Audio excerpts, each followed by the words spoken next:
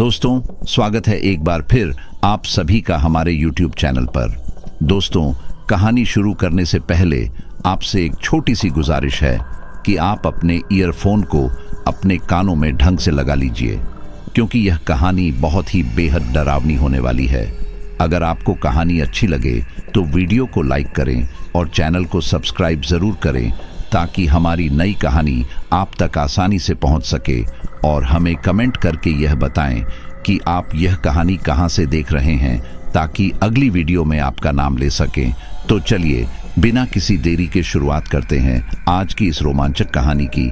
तो हिमालय की गहराइयों में बसी एक रहस्यमयी गुफा, जिसके बारे में कहा जाता था कि वहां एक अघोरी ने साधना की थी। उसकी शक्ति इतनी प्रबल थी कि स्वयं काल भी उसके पास आने से डरता था। लेकिन एक दिन कुछ ऐसा हुआ कि उसकी आत्मा गुफा में ही बंध गई और उसने वहां आने वाले हर जीव को श्राप देने की ठानी। रवि और उसके 3 दोस्त अर्जुन, समीर और करण एडवेंचर के शौकीन थे। उन्हें रहस्यमयी जगहों की खोज करने का जुनून था।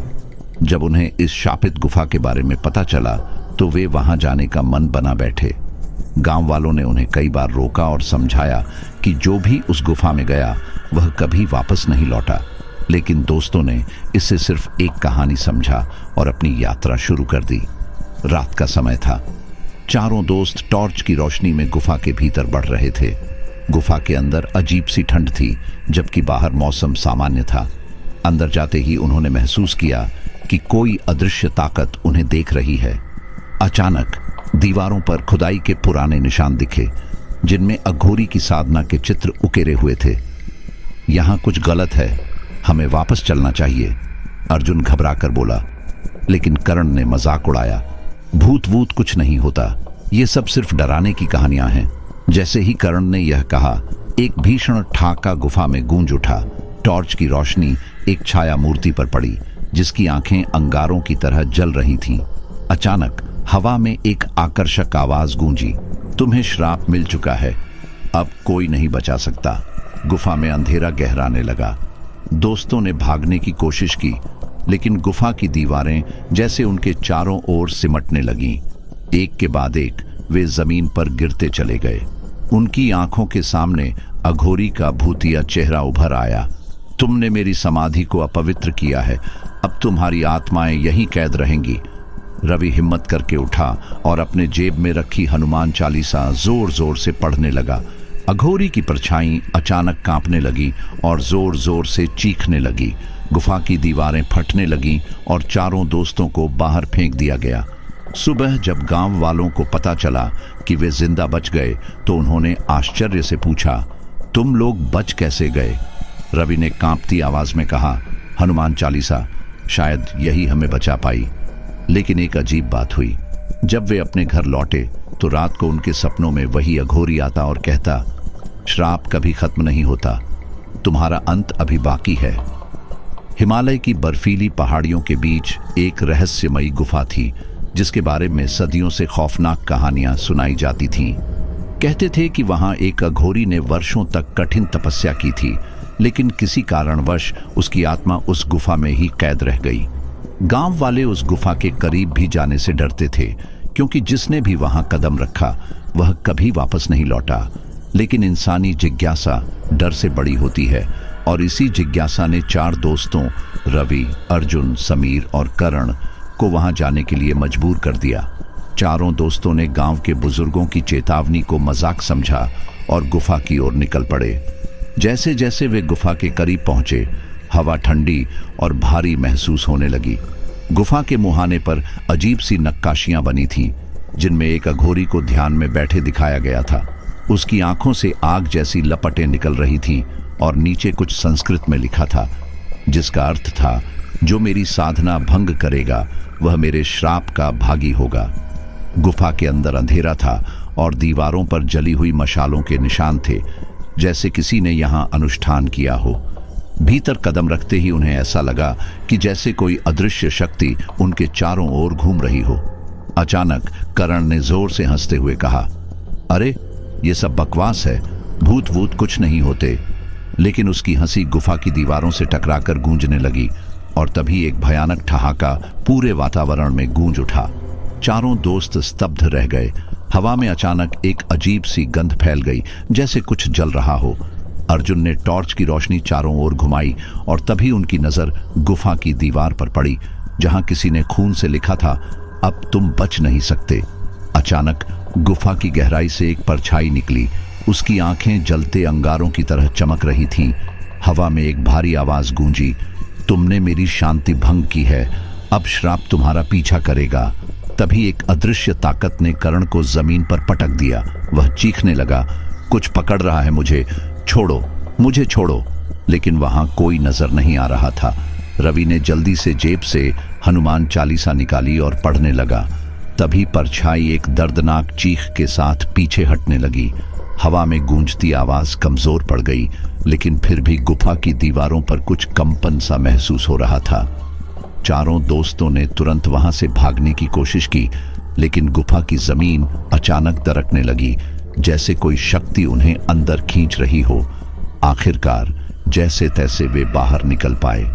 बाहर आते ही उन्होंने राहत की सांस ली, लेकिन तभी अर्जुन ने कांपती आवाज में कहा, तुम लोग पीछे मत देखना। लेकिन यह सुनकर कर्ण से रहा नहीं गया और उसने पीछे मुड़कर देखा। वहां अघोरी की वही परछाई थी जो जलती हुई आंखों से उन्हें घूर रही थी। उसके होंठ हिले और हवा में एक धीमी आवाज आई, श्राप अभी खत्म नहीं हुआ। गांव लौटने के बाद भी दोस्तों का डर कम नहीं हुआ। हर रात उनके सपनों में वही अघोरी आता और कहता, तुमने जो किया उसका अंजाम भुगतना ही पड़ेगा। कुछ ही दिनों में कर्ण रहस्यमयी तरीके से बीमार पड़ गया। अर्जुन अजीब अजीब चीजें देखने लगा और समीर को रात में किसी के फुसफुसाने की आवाजें आने लगी। रवि ही एकमात्र था जिसने पूरी रात हनुमान चालीसा पढ़ी और किसी तरह खुद को बचाए रखा। लेकिन यह कहानी यहीं खत्म नहीं हुई। एक रात कर्ण अपने कमरे में अकेला था, जब अचानक उसकी चीखों से पूरा घर गूंज उठा। जब लोग अंदर पहुंचे तो उसे बिस्तर पर बेहोश पाया गया और दीवार पर खून से लिखा था, अब अगला कौन? क्या अघोरी का श्राप सच में चारों दोस्तों की जान ले लेगा? क्या रवि अपनी हिम्मत से इस भूतिया शक्ति से मुकाबला कर पाएगा, या फिर यह गुफा हमेशा के लिए उनकी जिंदगी में एक खौफनाक साया बनकर मंडराती रहेगी? कर्ण की रहस्यमयी मौत के बाद पूरा गांव भय के साए में डूब गया। उसके परिवार वालों ने इसे एक दुर्भाग्यपूर्ण हादसा माना, लेकिन रवि, अर्जुन और समीर जानते थे कि यह महज एक संयोग नहीं था। उनके भीतर कहीं न कहीं यह डर घर कर चुका था कि अघोरी का श्राप अभी खत्म नहीं हुआ। कर्ण की अंतिम यात्रा के बाद तीनों दोस्तों ने फैसला किया कि वे इस रहस्य को पूरी तरह से समझने के लिए किसी जानकार से सलाह लेंगे। उन्होंने गांव के सबसे बुजुर्ग व्यक्ति बाबा देवदत्त से मिलने का निश्चय किया। कहा जाता था कि बाबा वर्षों तक तांत्रिक साधना कर चुके थे और उन्हें अघोरी विद्या की गहरी समझ थी। जब वे बाबा के झोपड़े तक पहुंचे तो उन्हें देखकर बाबा ने बिना कुछ पूछे ही कहा, तुमने गलती कर दी बच्चे। तुमने उस श्रापित गुफा में कदम रखकर अपने जीवन की सबसे बड़ी भूल की है। रवि ने कांपती आवाज में पूछा, बाबा हम क्या करें? क्या इस श्राप से बचने का कोई उपाय है? बाबा ने गहरी सांस लेते हुए कहा, उस अघोरी की आत्मा तुम्हें आसानी से नहीं छोड़ेगी, लेकिन एक रास्ता है, तुम्हें उसी गुफा में लौटकर उसकी आत्मा को मुक्ति देनी होगी। बाबा की बात सुनकर समीर डर से कांप उठा। नहीं बाबा, हम वहां दोबारा नहीं जा सकते। कर्ण की मौत हो चुकी है, हमें भी मार डालेगा वो। बाबा ने गंभीर स्वर में कहा, अगर तुम नहीं गए तो यह श्राप तुम्हारे पूरे परिवार को निगल जाएगा। तुम तीनों के बाद यह बुरी शक्ति तुम्हारे अपनों पर भी हमला करेगी। यह सुनते ही तीनों के रोंगटे खड़े हो गए। उनके पास कोई और रास्ता नहीं था। रात के अंधेरे में तीनों हिम्मत जुटाकर वापस उस श्रापित गुफा की ओर बढ़े। उनके हाथों में हनुमान चालीसा, गंगा जल और बाबा द्वारा दिया गया एक ताबीज था। जैसे ही वे गुफा के मुहाने पर पहुंचे, हवा फिर से भारी होने लगी। गुफा के अंदर जाते ही उन्हें महसूस हुआ कि कोई उनकी हर गतिविधि को देख रहा है। दीवारों पर लिखे खून के निशान अब और भी गहरे हो गए थे। अंदर से एक धीमी कराहती हुई आवाज आ रही थी, तुम वापस क्यों आए? रवि ने हिम्मत करके कहा, हम तुम्हें मुक्ति देने आए हैं। अगर तुम इस दुनिया में अटके हो तो हम तुम्हारी आत्मा को मुक्त करना चाहते हैं। तभी गुफा की गहराई से वही परछाई बाहर आई। इस बार उसकी आंखों में पहले से ज्यादा क्रोध था। उसके लंबे जले हुए हाथ हवा में उठे और गुफा में हलचल मचने लगी। अर्जुन ने कांपते हाथों से गंगा जल छिड़का और जोर से हनुमान चालीसा का पाठ करने लगा। तभी अचानक परछाई तड़पने लगी। उसने गुस्से में चीखते हुए कहा, नहीं, तुम मेरी साधना को भंग नहीं कर सकते। लेकिन तीनों ने हिम्मत नहीं हारी। जैसे जैसे वे मंत्रों का जाप करते गए वैसे वैसे परछाई सिकुड़ने लगी। अचानक गुफा के कोने में एक काले पत्थर का शिवलिंग दिखाई दिया। बाबा ने कहा था कि अघोरी की आत्मा को मुक्त करने के लिए उसे इसी शिवलिंग पर गंगा जल चढ़ाना होगा। रवि ने जल्दी से गंगा जल शिवलिंग पर चढ़ाया और जोर से कहा, हे भगवान, इस आत्मा को मुक्त करो। एक भयानक गर्जना के साथ पूरी गुफा हिलने लगी। परछाई ने एक आखिरी बार चीख मारी और शिवलिंग में समा गई। गुफा के अंदर की हवा हल्की होने लगी। अब वहां एक रहस्यमयी शांति थी। रवि, अर्जुन और समीर ने राहत की सांस ली। उन्होंने सोचा कि शायद अब श्राप समाप्त हो गया है। लेकिन जब वे गांव लौटे तो उन्हें एहसास हुआ कि कुछ अभी भी सही नहीं था। रात को अर्जुन के दरवाजे पर किसी ने दस्तक दी। जब उसने दरवाजा खोला तो वहां कोई नहीं था, लेकिन जमीन पर खून से लिखा था। अर्जुन दरवाजे के बाहर पड़े खून से लिखे संदेश को देखकर सन्न रह गया। उसकी धड़कनें तेज हो गईं और पसीना उसके माथे से टपकने लगा। उसने झटके से दरवाजा बंद किया और पीछे मुड़कर देखा तो समीर और रवि भी घबराए हुए खड़े थे। रवि ने कांपती आवाज में कहा, हमने तो उसकी आत्मा को मुक्त कर दिया था, फिर ये सब क्या है? समीर ने झट से बाबा देवदत्त को फोन लगाया और उन्हें सारी बात बताई। बाबा ने कुछ क्षण चुप रहकर कहा, तुम लोगों ने आत्मा को मुक्त करने की कोशिश की, लेकिन शायद तुमने उसकी शक्ति को पूरी तरह नष्ट नहीं किया। श्राप अभी भी जिंदा है। बाबा की बात सुनकर तीनों के चेहरे फक्क पड़ गए। इसका मतलब था कि उन्होंने अघोरी को तो रोक दिया था, लेकिन उसकी बुरी शक्तियां अभी भी इस दुनिया में थीं। उस रात अर्जुन को नींद नहीं आई। उसे लग रहा था कि कोई उसके कमरे में है। जब उसने धीरे से आंखें खोली तो देखा कि खिड़की के पास एक साया खड़ा था। वह परछाई धीरे धीरे उसकी ओर बढ़ रही थी। अर्जुन के शरीर ने काम करना बंद कर दिया, जैसे किसी ने उसे जकड़ लिया हो। अचानक उसके कानों में एक धीमी और भयानक फुसफुसाहट सुनाई दी, तुमने मुझे खत्म नहीं किया, अब बारी तुम्हारी है। अर्जुन पूरी ताकत से चिल्लाया, लेकिन उसकी आवाज बाहर नहीं निकली। तभी दरवाजे पर जोर की दस्तक हुई और रवि व समीर भागते हुए अंदर आए। लाइट जलाते ही परछाई गायब हो गई, लेकिन अर्जुन पूरी तरह पसीने से भीगा हुआ था। अब और इंतजार नहीं, हमें इस श्राप को हमेशा के लिए खत्म करना होगा, समीर ने दृढ़ स्वर में कहा। अगली सुबह तीनों बाबा के पास गए।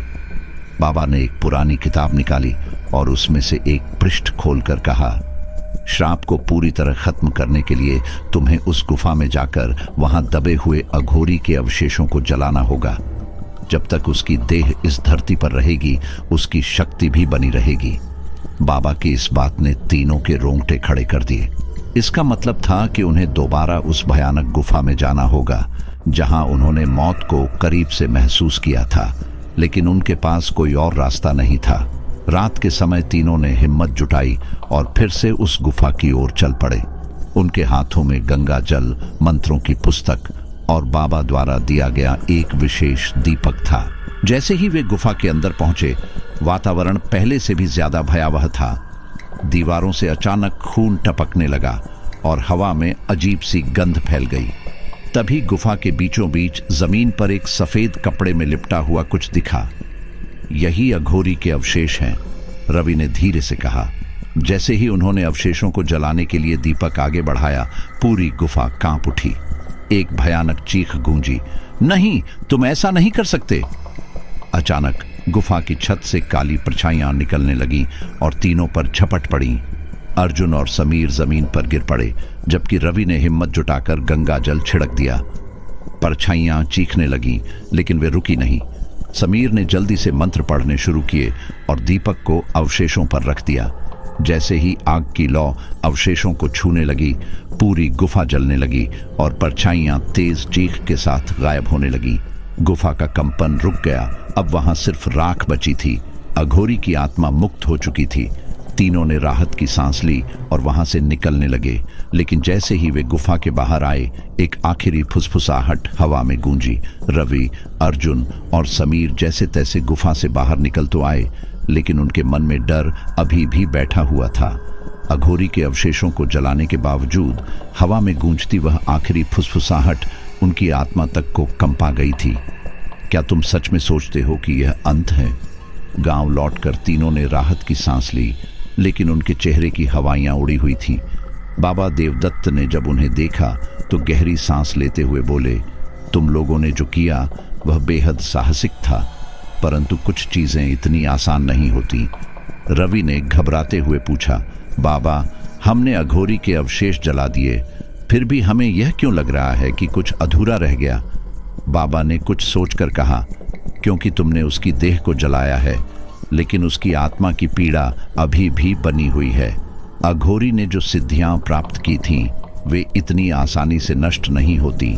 उसके श्राप का असर पूरी तरह खत्म करने के लिए तुम्हें उसके अंतिम संस्कार की पूर्ण विधि करनी होगी, और वह भी वहीं जहां उसने अपनी साधना पूरी की थी। रवि, अर्जुन और समीर अभी इस नए संकट के बारे में सोच ही रहे थे कि गांव में अजीब घटनाएं होने लगी। गांव के कई लोगों ने बताया कि रात को किसी के घर के बाहर खून की बूंदें पाई गईं। कुछ लोगों को लगा कि कोई जंगल से आया कोई जंगली जानवर होगा, लेकिन जब उन्होंने जमीन पर बने पैरों के निशान देखे तो सभी के रोंगटे खड़े हो गए। वे निशान इंसान के थे, लेकिन वे एक जगह जाकर अचानक गायब हो जाते थे।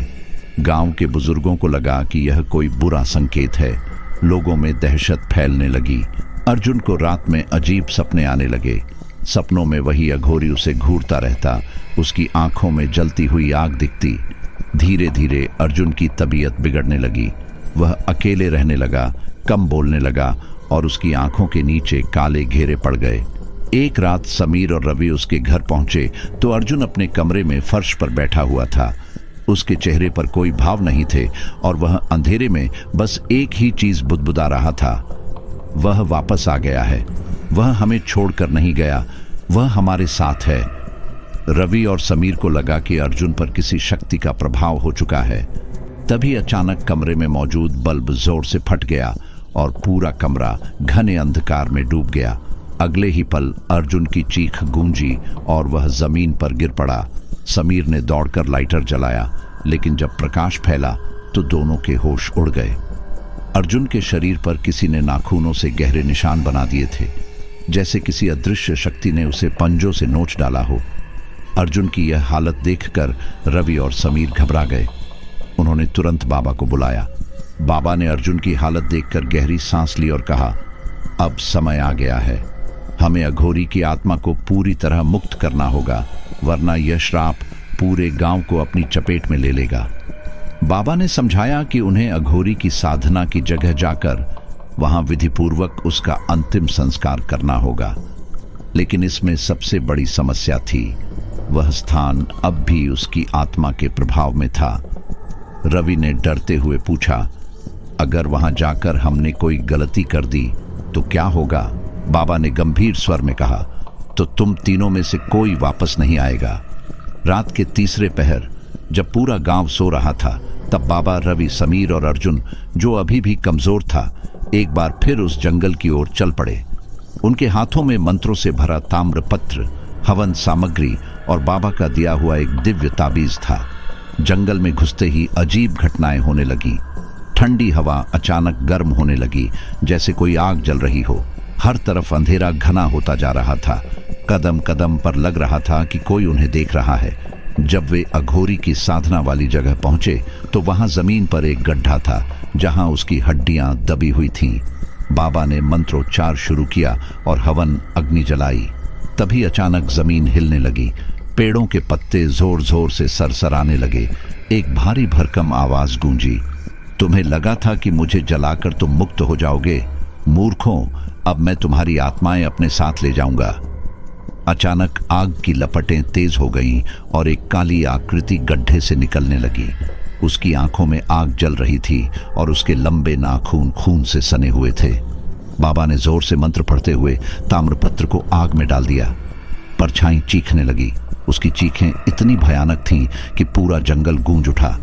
रवि, अर्जुन और समीर ने अपनी पूरी शक्ति लगाकर गंगा जल छिड़का और जैसे ही जल उसकी आकृति पर पड़ा वह बुरी तरह तड़प उठा। कुछ ही क्षणों में उसकी परछाई जलकर राख में बदल गई और हवा में सिर्फ एक आखिरी चीख रह गई। तुमने मुझे रोक दिया, लेकिन यह श्राप हमेशा रहेगा। सब कुछ शांत हो चुका था। हवा अब सामान्य थी। जंगल में सन्नाटा था। बाबा ने राहत की सांस ली और कहा, अब यह आत्मा मुक्त हो चुकी है। रवि, अर्जुन और समीर ने एक दूसरे की तरफ देखा। उनकी आंखों में डर के साथ साथ सुकून भी था। वे वापस गांव की ओर लौटे, यह सोचते हुए कि शायद यह डरावनी रात उनकी जिंदगी की आखिरी भयानक घटना थी। लेकिन जब वे गांव पहुंचे तो एक बुजुर्ग महिला उनके पास आई और कांपती आवाज में बोली, कल रात मेरे बेटे ने सपना देखा। सपने में वही अघोरी उसे बुला रहा था। तीनों के चेहरे का रंग उड़ गया।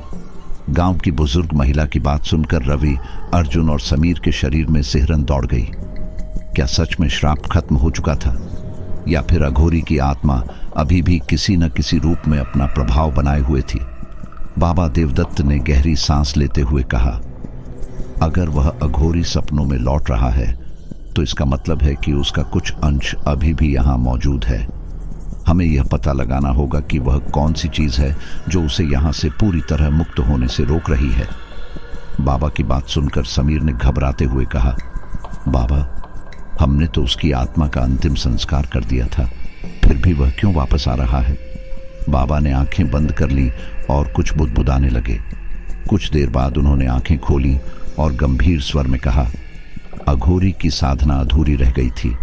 जब किसी साधक की सिद्धि अधूरी रहती है और वह मृत्यु को प्राप्त होता है तो उसकी आत्मा बंध जाती है। हमने उसकी देह को मुक्त कर दिया, लेकिन उसकी अधूरी सिद्धि अब भी इस धरती पर मौजूद है। जब तक उसे नष्ट नहीं किया जाता, श्राप पूरी तरह समाप्त नहीं होगा। रवि ने तुरंत सवाल किया, तो हमें क्या करना होगा? बाबा ने एक क्षण सोचा और फिर कहा, हमें उस गुफा में वापस जाना होगा जहां वह अघोरी अपनी सिद्धि पूरी करने वाला था। वहीं कुछ ऐसा होगा जो उसकी आत्मा को अब भी बांधे हुए है। यह सुनकर अर्जुन ने घबराते हुए कहा, क्या हमें फिर से उस भयानक गुफा में जाना होगा?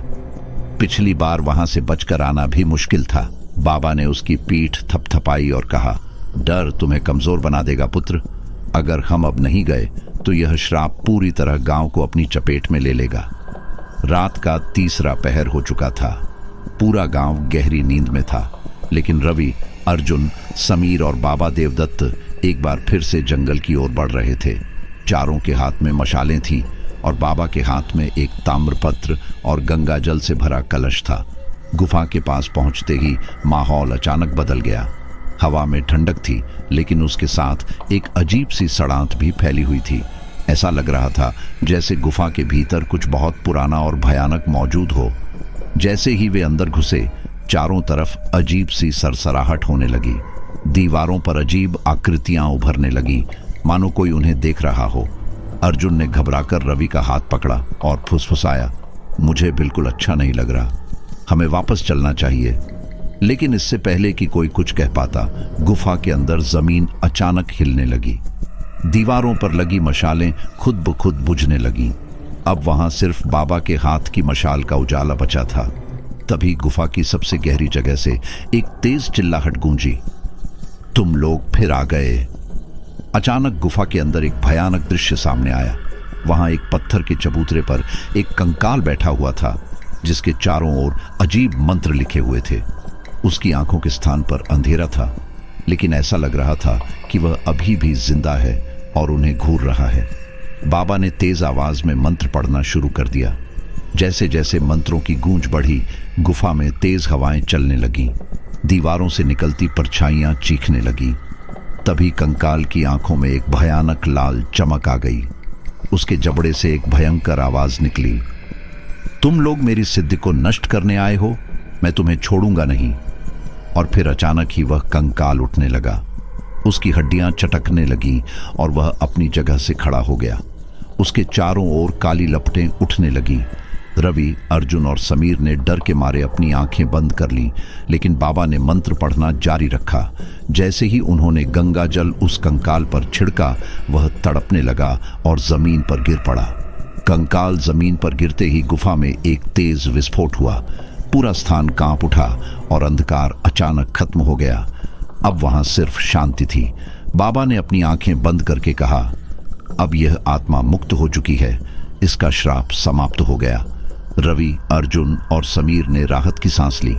वे चारों गुफा से बाहर निकले और इस बार उन्हें महसूस हो रहा था कि हवा अब हल्की और शांत हो चुकी थी। गांव लौटते ही सब कुछ सामान्य लगने लगा। गांव के लोग चैन की नींद सो रहे थे और बुजुर्ग महिला का बेटा, जिसने सपना देखा था, वह भी अब पूरी तरह स्वस्थ था। रवि ने एक बार आसमान की तरफ देखा और मन ही मन सोचा, क्या यह सच में खत्म हो गया? लेकिन तभी हवा में एक धीमी फुसफुसाहट गूंजी। गांव में सब कुछ सामान्य हो गया था।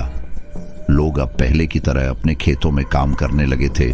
बच्चे फिर से घरों के बाहर खेलने लगे थे और हर किसी को ऐसा लग रहा था कि अघोरी का श्राप अब पूरी तरह समाप्त हो चुका है। लेकिन रवि के मन में कुछ अजीब चल रहा था। जब उन्होंने गुफा में अंतिम मंत्रोच्चारण के बाद वह हल्की सी फुसफुसाहट सुनी थी। श्राप कभी खत्म नहीं होते, वे सिर्फ बदल जाते हैं। तब से उसके मन में बेचैनी बनी हुई थी। एक रात जब रवि गहरी नींद में था तो उसे एक अजीब सपना आया। वह खुद को उसी गुफा के पास खड़ा देख रहा था, लेकिन यह गुफा पहले से भी ज्यादा डरावनी लग रही थी। हवा में एक अजीब सी दुर्गंध थी और अंदर से किसी के कराहने की आवाज आ रही थी। जैसे ही वह अंदर जाने लगा, अचानक उसके सामने वही अघोरी खड़ा हो गया। लेकिन इस बार वह केवल एक आत्मा नहीं था, बल्कि पूरी तरह जीवित लग रहा था। उसकी आंखें लाल चमक रही थीं और उसकी लंबी जटाएं हवा में लहरा रही थीं। तुम लोगों ने मेरी सिद्धि को अधूरा खत्म किया है, अघोरी ने गहरे स्वर में कहा। रवि डर के मारे पीछे हटने लगा, लेकिन उसके पैर किसी अदृश्य शक्ति से बंध गए थे। अघोरी ने आगे बढ़ते हुए कहा, तुम लोगों ने मेरी आत्मा को मुक्त कर दिया, लेकिन मेरी शक्ति अभी भी इस दुनिया में मौजूद है। अगर तुमने उसे नष्ट नहीं किया तो यह श्राप तुम्हारे वंश में बना रहेगा। सपने में रवि की आंखें भय से फैल गईं। उसने कांपते हुए पूछा, तुम्हारी शक्ति, वह कहाँ छुपी है? अघोरी हंसा और धीरे धीरे गायब होने लगा, लेकिन उसकी अंतिम आवाज गूंजी, मेरा श्राप तुम्हें खुद बुलाएगा, इंतजार करो। रवि घबराकर उठ बैठा। उसका पूरा शरीर पसीने से भीग चुका था और उसकी सांसें तेज चल रही थीं। उसने कमरे में इधर उधर देखा, लेकिन सब कुछ सामान्य था। वह पानी पीने के लिए उठा और खिड़की की तरफ गया, लेकिन जैसे ही उसने खिड़की खोली, ठंडी हवा के साथ एक जली हुई गंध आई, ठीक वही गंध जो गुफा में थी। रवि के रोंगटे खड़े हो गए। क्या यह सिर्फ एक सपना था या अघोरी की चेतावनी सच थी? अगली सुबह रवि, अर्जुन और समीर बाबा देवदत्त के पास पहुंचे और उन्हें यह सब बताया। बाबा ने कुछ देर तक ध्यान किया और फिर गंभीर स्वर में बोले, श्राप का असली मूल खत्म नहीं हुआ है। तुमने सिर्फ अघोरी की आत्मा को मुक्त किया, लेकिन उसकी शक्ति अभी भी इस धरती पर मौजूद है। अर्जुन ने घबराकर पूछा, लेकिन वह शक्ति कहाँ हो सकती है बाबा? बाबा ने गहरी सांस ली और बोले, यह जानने के लिए हमें दोबारा उस गुफा में जाना होगा, लेकिन इस बार हमें एक और रास्ते से जाना पड़ेगा।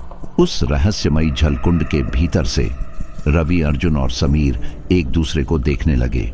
गुफा में वापस जाना ही काफी डरावना था, लेकिन इस बार उन्हें उस जलकुंड में उतरना था जिसका पानी काला था और जिसके बारे में गांव में कहा जाता था कि जो भी उसमें उतरा वह कभी वापस नहीं आया।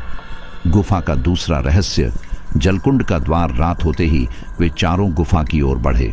जंगल अब और भी डरावना लग रहा था। पक्षी तक चुप थे और हवा में अजीब सी नमी थी। गुफा में पहुंचकर बाबा ने मशाल जलाई और सबको इशारा किया कि वे जलकुंड की ओर बढ़े। वह जलकुंड गुफा के बिल्कुल पिछले हिस्से में था, एक छोटा सा जलाशय जिसका पानी इतना गहरा था कि उसकी तलहटी का कोई अंदाजा नहीं लगाया जा सकता था। बाबा ने कहा, यह सिर्फ एक साधारण जलाशय नहीं है, यह एक द्वार है जो अघोरी की शक्ति को छुपाए हुए है। हमें इसमें उतरना होगा। रवि ने घबराकर पूछा, लेकिन अगर हम इसमें डूब गए तो? बाबा ने मुस्कुराते हुए कहा, यह जल तुम्हें तब तक नहीं खींचेगा जब तक तुम डर को खुद पर हावी नहीं होने दोगे। बाबा ने सबसे पहले खुद को गंगा जल से शुद्ध किया और फिर जलकुंड में उतरने लगे। जैसे ही उन्होंने पानी में कदम रखा, पानी हल्का हल्का चमकने लगा। ये देख बाकी तीनों को थोड़ी हिम्मत मिली और वे भी एक एक करके उसमें उतरने लगे। जलकुंड के अंदर एक अलग ही दुनिया थी। चारों तरफ घना अंधेरा था, लेकिन बीच में एक हल्की नीली रोशनी दिखाई दे रही थी। वे उस रोशनी की ओर बढ़ने लगे। जैसे ही वे उस नीली रोशनी के पास पहुंचे, वहां का दृश्य देखकर उनकी सांसें थम गईं। सामने एक विशाल पत्थर की वेदी थी और उस पर एक काले रंग की पुस्तक रखी थी और उस पुस्तक के चारों ओर अजीब सी परछाइयां घूम रही थी। बाबा ने कांपते हुए कहा, यह वही चीज है जिसकी हमें तलाश थी, काल ग्रंथ। यह अघोरी की सबसे खतरनाक शक्ति है, जो उसकी आत्मा से भी ज्यादा खतरनाक हो सकती है। रवि ने घबराकर पूछा, अब हमें क्या करना होगा बाबा? बाबा ने गंभीर स्वर में कहा, हमें इसे जलाना होगा, लेकिन यह इतना आसान नहीं होगा। जैसे ही बाबा ने ग्रंथ की ओर हाथ बढ़ाया, चारों ओर से अचानक एक गूंज उठी, तुम इसे छू भी नहीं सकते, यह शक्ति अब मेरी है। और फिर जलकुंड के अंदर एक भयंकर चक्रवात उठने लगा। नीली रोशनी लाल रंग में बदल गई और परछाइयां अब राक्षसी आकृतियों में बदलने लगी। रवि, अर्जुन और समीर पूरी ताकत से चिल्लाए, बाबा अब क्या करें? बाबा ने पूरी शक्ति से मंत्र पढ़ना शुरू कर दिया, लेकिन इस बार वे परछाइयां रुकने का नाम नहीं ले रही थीं। और फिर जलकुंड का पानी अचानक खौलने लगा। जलकुंड के पानी में जैसे ही खौलाहट शुरू हुई, पूरी गुफा अंधेरे से भर गई। चारों तरफ गूंजती अजीब सी आवाजें और उन परछाइयों की भयावह हंसी माहौल को और डरावना बना रही थी। बाबा देवदत्त ने मंत्रोच्चारण तेज कर दिया, लेकिन तभी अचानक पानी में से एक विशाल काला हाथ निकला और सीधा बाबा की ओर बढ़ने लगा। रवि, अर्जुन और समीर की आंखें भय से चौड़ी हो गईं। वे कुछ समझ पाते, इससे पहले ही वह काला हाथ बाबा को पकड़ने ही वाला था कि बाबा ने अपनी माला जोर से पकड़कर एक तेज मंत्र बोला, एयुएम अग्निशुद्धाय नमः। एक तेज चमक निकली और वह काला हाथ एक भयानक चीख के साथ पीछे हट गया। जलकुंड का पानी उफान मारते हुए हिंसक हो चुका था। अब चारों ओर से धुएं जैसी आकृतियां निकलने लगी, जो धीरे धीरे इंसानी आकार ले रही थीं। उनके चेहरे विकृत और भयानक थे, मानो वे सैकड़ों वर्षों से किसी श्राप के कारण पीड़ित आत्माएं थीं। बाबा ने घबराते हुए कहा, यह वे आत्माएं हैं जो काल ग्रंथ की रक्षा करने के लिए बांध दी गई थीं। अगर हम ग्रंथ को नष्ट नहीं कर पाए तो ये हमें कभी यहां से जिंदा नहीं जाने देंगी। रवि ने कांपते हुए पूछा, लेकिन इसे जलाने के लिए हमें क्या करना होगा? बाबा ने गहरी सांस ली और बोले, इस ग्रंथ को साधारण आग से जलाया नहीं जा सकता। हमें इसे उसी शक्ति से जलाना होगा जिससे यह बना था, पवित्र अग्नि से। समीर ने चारों ओर देखा और हड़बड़ाते हुए कहा, लेकिन यहाँ कोई पवित्र अग्नि कहाँ है? ये तो पानी के अंदर है। बाबा ने कुछ पल के लिए आंखें बंद की और फिर धीरे से बोले, अगर हमारे पास पवित्र अग्नि नहीं है तो हमें इसे अपनी आत्मा की शक्ति से जलाना होगा। रवि, अर्जुन और समीर एक साथ चौंक गए। आपका मतलब? अर्जुन ने धीरे से पूछा। बाबा ने गंभीरता से उनकी ओर देखा और कहा, मुझे अपनी आत्मा को बलिदान देकर इस ग्रंथ को जलाना होगा। यह एकमात्र तरीका है जिससे हम इस श्राप को हमेशा के लिए खत्म कर सकते हैं। रवि की आंखों में आंसू आ गए। नहीं बाबा, हम कोई और तरीका ढूंढ लेंगे, आपको खुद को बलिदान देने की जरूरत नहीं है। लेकिन बाबा ने मुस्कुराते हुए कहा, बेटा, कुछ श्रापों को खत्म करने के लिए किसी न किसी को कीमत चुकानी ही पड़ती है। अगर यह बलिदान नहीं दिया गया तो यह श्राप तुम्हारी आने वाली पीढ़ियों तक बना रहेगा। बाबा ने अपनी माला जमीन पर रखी और आंखें बंद करके गहरा मंत्रोच्चारण शुरू कर दिया। जैसे जैसे वे मंत्र पढ़ रहे थे, उनके शरीर से एक चमक निकलने लगी, एक स्वर्णिम प्रकाश जो धीरे धीरे जलकुंड के पानी को भी रोशन कर रहा था। रवि, अर्जुन और समीर ने घबरा कर देखा कि बाबा का शरीर अब धीरे धीरे हवा में उठ रहा था। उनकी आंखें बंद थीं, लेकिन उनके चेहरे पर शांति थी। फिर अचानक बाबा ने जोर से कहा, एयूएम महाकालाय विद्महे अग्निरुद्राय धीमहि तन्नो अग्नि प्रचोदयात्। एक जोरदार चमक उठी और बाबा का शरीर आग में तब्दील हो गया। उनके चारों ओर पवित्र अग्नि जल उठी, जिसने सीधा कालग्रंथ को घेर लिया। जैसे ही कालग्रंथ आग की लपटों में घिरा, पूरी गुफा में भयानक चीखें गूंज उठीं। वे परछाइयां अब तड़पने लगी थीं और जलकुंड का पानी उफनते हुए भाप में बदलने लगा। गुफा की दीवारों में कंपन होने लगी, मानो सब कुछ टूट कर गिरने वाला हो। रवि, अर्जुन और समीर ने देखा कि बाबा पूरी तरह से प्रकाश में विलीन हो चुके थे, लेकिन उनकी आवाज अभी भी गूंज रही थी। अब यह श्राप समाप्त हो गया। यह गुफा अब किसी का अहित नहीं करेगी और मेरा कर्तव्य पूरा हुआ। फिर एक आखिरी भयंकर गर्जना हुई और कालग्रंथ पूरी तरह जलकर राख हो गया। गुफा में अब पूरी तरह सन्नाटा छा गया था। जलकुंड का पानी शांत हो चुका था और सारी परछाइयां भी गायब हो गई थीं। रवि, अर्जुन और समीर ने एक दूसरे को देखा। उनकी आंखों में आंसू थे, लेकिन कहीं न कहीं दिल में एक सुकून भी था। वे धीरे धीरे गुफा से बाहर निकले। जैसे ही वे जंगल में पहुंचे, उन्होंने देखा कि आसमान साफ हो गया था।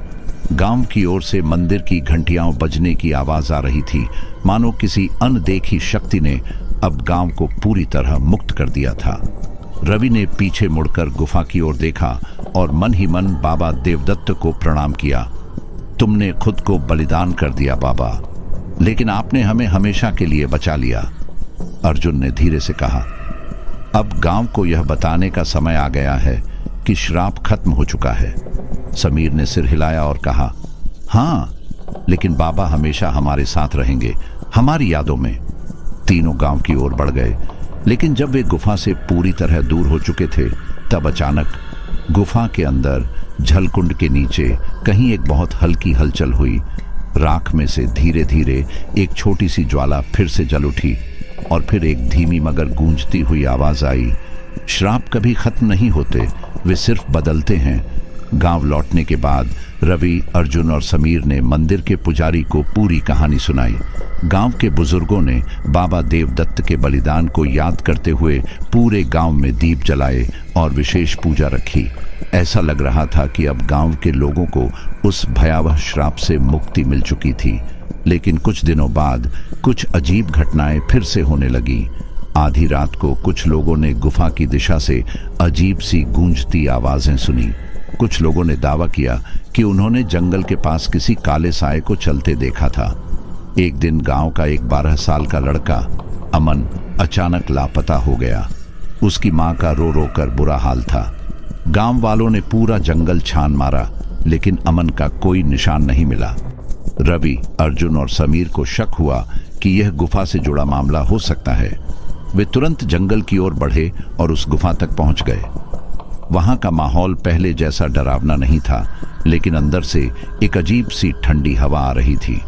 जलकुंड पूरी तरह शांत था, लेकिन जब रवि ने वहां देखा तो उसे पानी के नीचे किसी चीज की हल्की झलक दिखाई दी।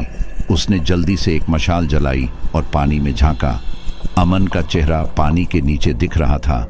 गुफा में छुपी नई सच्चाई। रवि ने झट से अमन को पानी से बाहर खींचा। लड़का बेहोश था, लेकिन सांसें चल रही थी।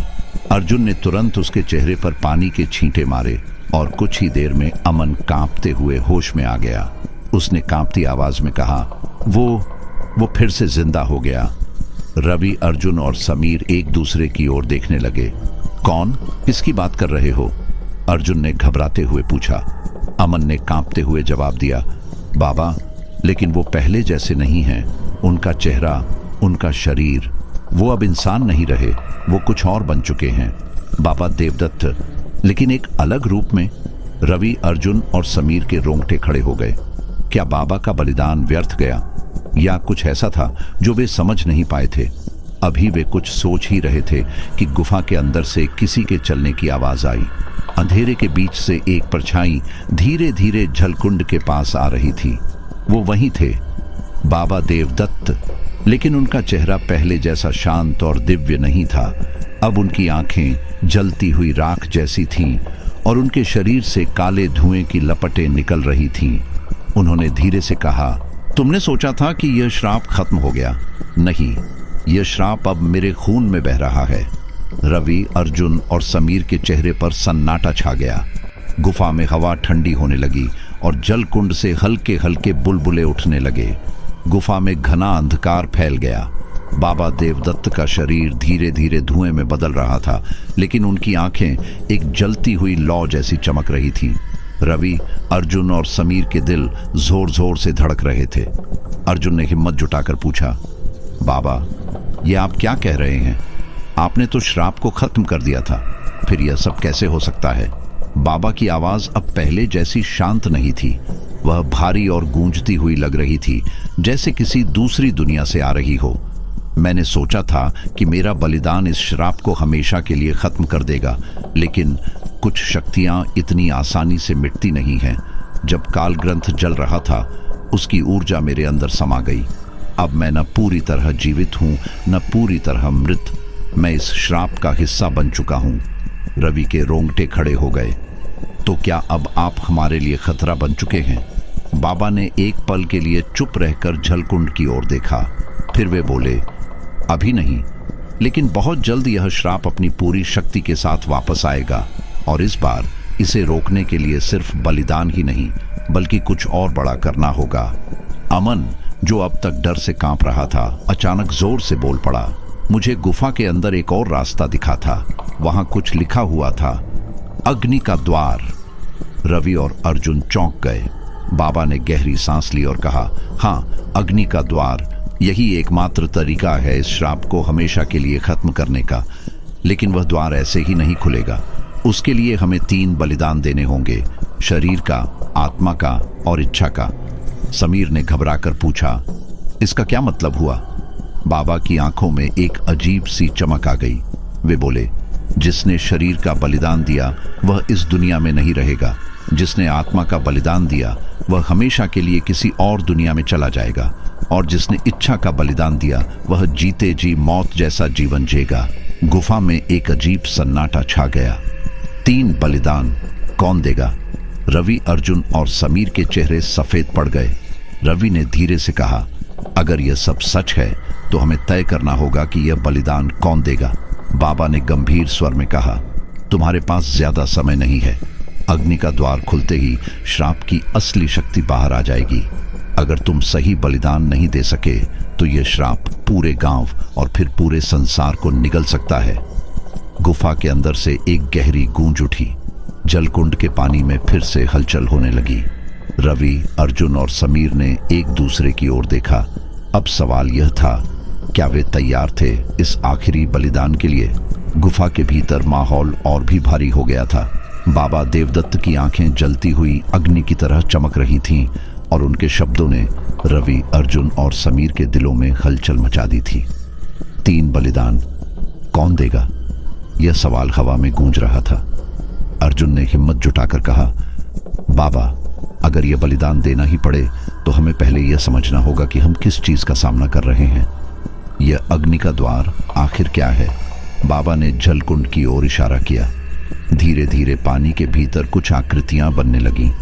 उसमें एक विशाल द्वार दिखाई दे रहा था, जो किसी गहरे जंगल के बीच था। द्वार के ऊपर प्राचीन संकेत खुदे हुए थे, और उसके दोनों ओर 2 विकराल मूर्तियां खड़ी थीं। ऐसा लग रहा था जैसे वे किसी शक्ति की रक्षा कर रही हों। यह द्वार उसी गुफा में मौजूद है, बाबा बोले, लेकिन यह तभी खुलेगा जब 3 बलिदान दिए जाएंगे। गुफा के अंदर छुपा हुआ द्वार। समीर ने गहरी सांस ली और कहा, हमें उस द्वार तक पहुंचना होगा। हम जब तक खुद उसे नहीं देख लेते तब तक कोई निर्णय नहीं ले सकते। बाबा ने सहमति में सिर हिलाया और हाथ उठाया। जलकुंड का पानी अचानक ऊपर उठने लगा और धीरे धीरे एक नया रास्ता दिखाई देने लगा। यह रास्ता गुफा के सबसे गहरे हिस्से में जाता था। यह रास्ता केवल उन्हीं के लिए खुलेगा जो बलिदान देने को तैयार हैं। बाबा ने कहा, तुम्हारे पास एक ही मौका है। अगर तुम इसे पार नहीं कर सके तो श्राप की शक्ति तुम्हें निगल जाएगी। रवि, अर्जुन और समीर ने एक दूसरे की ओर देखा। क्या वे इस अज्ञात खतरे का सामना करने के लिए तैयार थे? तीनों ने बिना समय गंवाए जलकुंड में कदम रखा और उस छिपे हुए रास्ते में प्रवेश कर गए। जैसे ही वे आगे बढ़े, चारों ओर अजीब सी गूंजने वाली आवाजें सुनाई देने लगी। ऐसा लग रहा था जैसे गुफा में हजारों आत्माएं फंसी हुई हों, जो किसी से कुछ कहना चाह रही थीं। रास्ता बहुत संकरा था और धीरे धीरे वे एक विशाल कक्ष में पहुंच गए।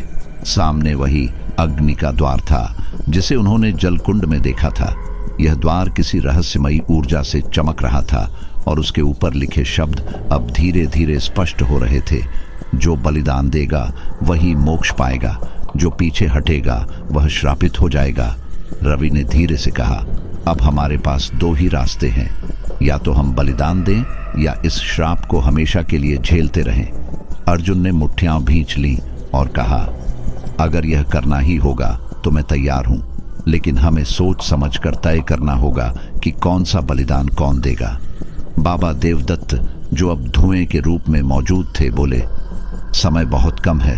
अगर द्वार नहीं खुला तो यह श्राप पहले से भी ज्यादा ताकतवर हो जाएगा। अग्नि का द्वार खुलने ही वाला था, लेकिन किस कीमत पर? अब सवाल यह था, कौन सा बलिदान कौन देगा। गुफा में चारों ओर सन्नाटा था।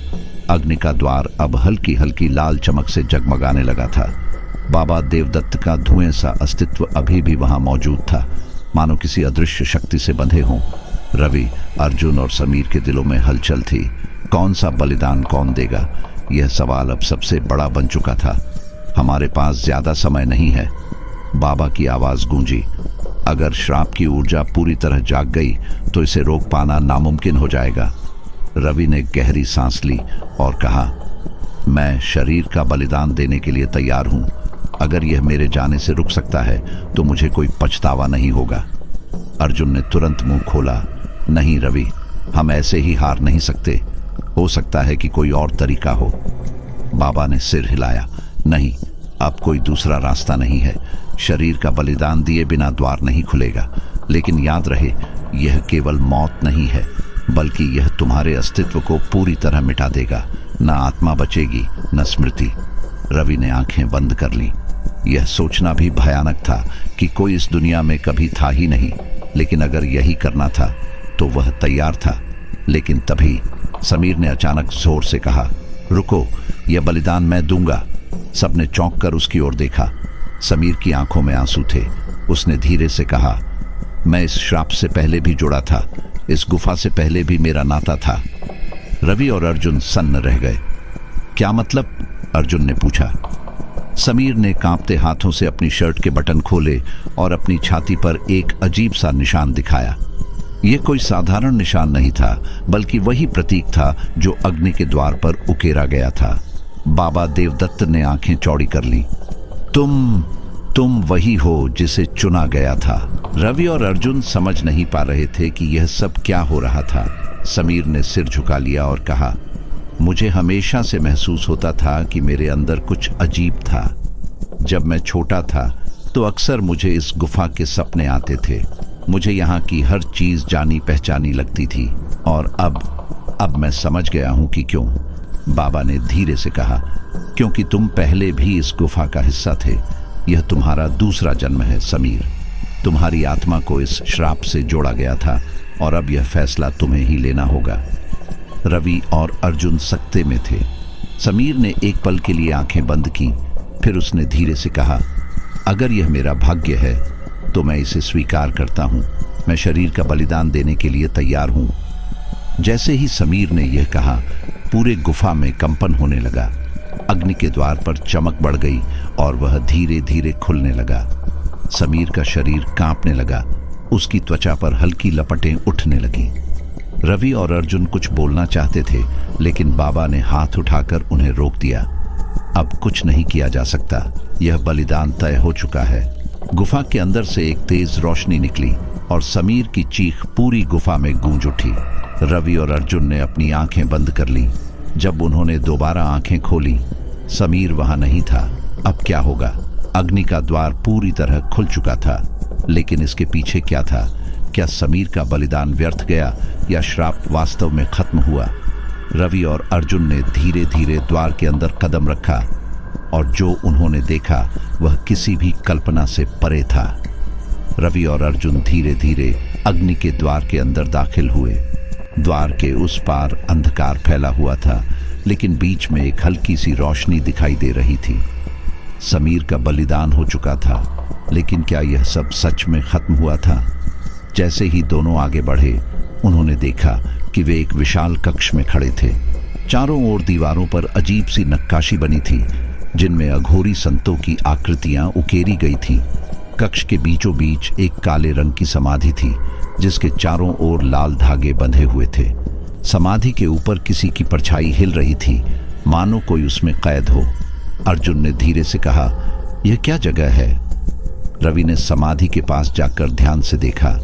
वहां एक पुरानी ताम्रपत्र पर कुछ लिखा था, जिसने बलिदान दिया वह यहाँ अमर है, जिसने सत्य को ठुकराया वह यहाँ सदियों तक भटकता रहेगा। बाबा देवदत्त की आवाज गूंजी, यह समाधि उस अघोरी की है जिसने इस श्राप की नींव रखी थी। जब तक यह मुक्त नहीं होगा, श्राप पूरी तरह समाप्त नहीं होगा। अचानक समाधि के अंदर से हल्की सी फुसफुसाहट की आवाज आई। रवि, अर्जुन दोनों चौंक गए। यह आवाज समीर की थी। रवि ने कांपते हुए समाधि को छूने की कोशिश की, लेकिन एक जबरदस्त झटका लगा और वह पीछे गिर पड़ा। मैं जिंदा हूं, लेकिन कैद हूं। समीर की आवाज अब तेज हो गई थी। श्राप पूरी तरह खत्म नहीं हुआ, मुझे यहां से निकालो।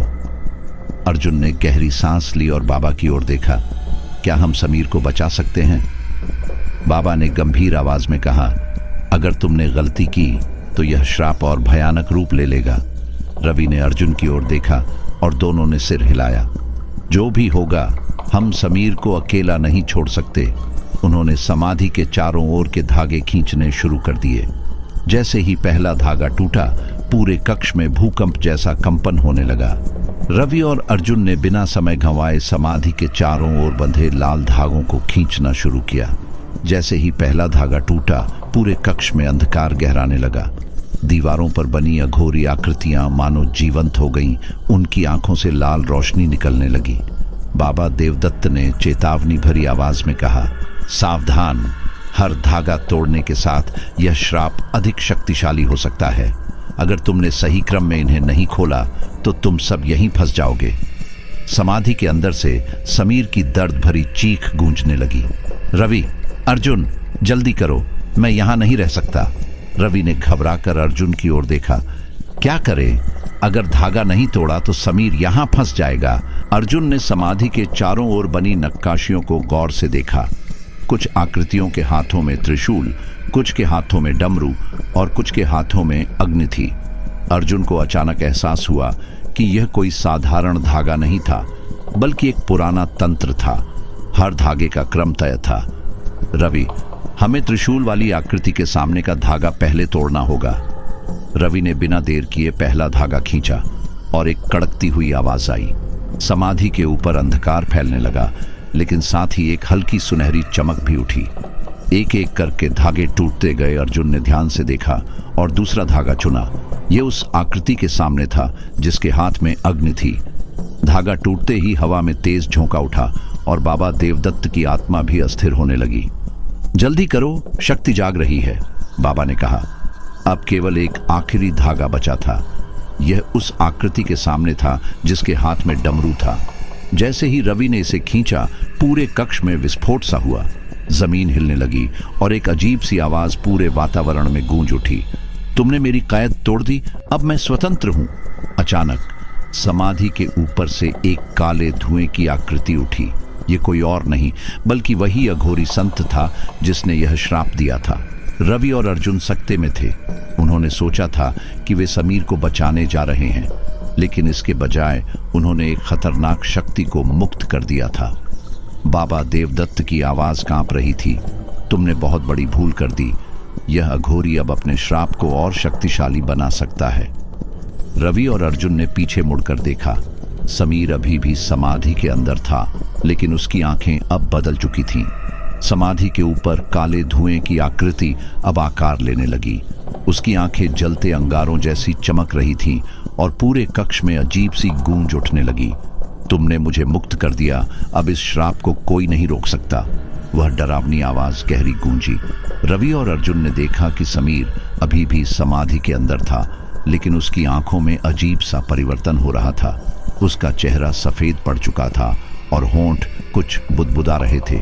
बाबा देवदत्त ने कांपती आवाज में कहा, यह समीर नहीं रहा, इसकी आत्मा पर अब अघोरी का कब्जा हो चुका है। रवि को एक भयानक सच्चाई का एहसास हुआ। अघोरी संत जिसे यहाँ कैद किया गया था वह कभी मरा ही नहीं था, वह सिर्फ अपने अगले शरीर की तलाश में था। समीर अब मेरा है, अघोरी ने गहरी आवाज में कहा, और समीर का शरीर अचानक हवा में उठने लगा। उसके चारों ओर काले धुएं के बादल बन गए। अर्जुन ने तलवार उठाई और अघोरी पर वार करने की कोशिश की, लेकिन जैसे ही तलवार उसके काले धुएं से टकराई वह जलकर राख बन गई। तुम मनुष्यों की ताकत मेरे सामने कुछ भी नहीं, अघोरी जोर से हंसने लगा। बाबा देवदत्त ने तुरंत मंत्रोच्चार शुरू किया। पूरा कक्ष कंपन करने लगा। एक ही उपाय है, हमें समीर की आत्मा को वापस लाना होगा, वरना यह श्राप सदियों तक बना रहेगा। रवि ने पूछा, कैसे? बाबा ने गहरी सांस ली। हमें इसे इसकी ही शक्ति से हराना होगा। अचानक समीर की आवाज उस काले धुएं के अंदर से आई, रवि, अर्जुन, मुझे यहां से निकालो। रवि ने हिम्मत जुटाई और बाबा के बताए मंत्र को जोर से बोलने लगा, एयूएम ह्रीं काली महाकाली कपालिनी नमः। जैसे ही मंत्र पूरा हुआ अघोरी की चीख गूंज उठी। उसके चारों ओर जलती हुई लपटें उठने लगीं और समीर का शरीर कांपने लगा। अर्जुन ने अब हिम्मत दिखाई और बाबा के बताए अनुसार एक रुद्राक्ष की माला अघोरी के काले धुएं पर फेंकी। नहीं, अघोरी ने चीखते हुए हवा में विस्फोट कर दिया। पूरा कक्ष कांप उठा और काले धुएं के कण बिखरने लगे। समीर जमीन पर गिर पड़ा। उसकी आंखें धीरे धीरे सामान्य होने लगीं। बाबा देवदत्त ने राहत की सांस ली। श्राप अब समाप्त हो रहा है, लेकिन क्या यह सच में अंत है? जैसे ही वे गुफा से बाहर निकलने लगे, रवि ने पीछे मुड़कर देखा। समाधि अब फिर से सामान्य लग रही थी, लेकिन एक कोने में हल्की सी छाया अभी भी हिल रही थी। गुफा के अंदर का अंधकार अब धीरे धीरे फीका पड़ने लगा था। समीर जमीन पर गिरा हुआ था, लेकिन उसकी सांसें चल रही थीं। रवि और अर्जुन ने उसे उठाया और बाबा देवदत्त ने एक आखिरी बार मंत्रोच्चार किया, जिससे गुफा की सारी नकारात्मक ऊर्जा खत्म होने लगी। जैसे ही वे बाहर निकले, सूरज की पहली किरणें पहाड़ों के पीछे से झांक रही थीं। यह किसी पुनर्जन्म की तरह लग रहा था। गुफा, जो अब तक एक अभिशप्त स्थान थी, अब शांत और स्थिर लग रही थी। बाबा देवदत्त ने गहरी सांस लेते हुए कहा, श्राप समाप्त हो चुका है। अब यह गुफा सिर्फ एक साधारण गुफा रह जाएगी, लेकिन याद रखना, लालच और अज्ञानता से बड़ा कोई अभिशाप नहीं होता। समीर धीरे धीरे होश में आया। उसने कांपते हुए पूछा, क्या वो अघोरी चला गया? रवि ने उसकी पीठ थपथपाई और मुस्कुराया। हाँ, और अब हम सुरक्षित हैं। वे तीनों वापस गांव की ओर चल पड़े, लेकिन जैसे ही उन्होंने अंतिम बार गुफा की ओर देखा, एक हल्की सी काली परछाई अंदर जाती हुई दिखी। क्या अघोरी सच में खत्म हो चुका था, या वह किसी नए अवसर की प्रतीक्षा कर रहा था? यह तो समय ही बताएगा। आपको यह कहानी कैसी लगी? अगर आपको यह रहस्यमयी और डरावनी कहानी पसंद आई हो तो वीडियो को लाइक करें, कमेंट में अपनी राय दें और चैनल को सब्सक्राइब करना न भूलें। आपके सपोर्ट से हमें और भी रोमांचक और खौफनाक कहानियां बनाने की प्रेरणा मिलती है। तो मिलते हैं अगली डरावनी कहानी में। तब तक सुरक्षित रहें और रहस्यों से सावधान रहें।